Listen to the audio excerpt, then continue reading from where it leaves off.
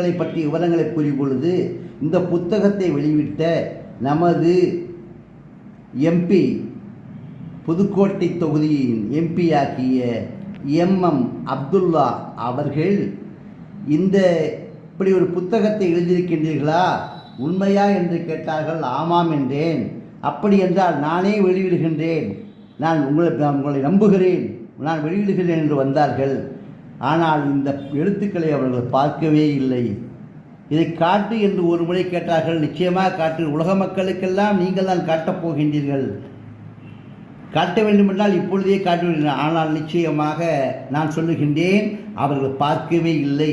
நான் பார்க்கவே இல்லை என்பதை அவர்கள் மேடையில் இந்த புத்தகத்தை வெளியிட்ட என்று அவர்களே சொல்கின்றார்கள். அவர்கள் பார்க்கவில்லை.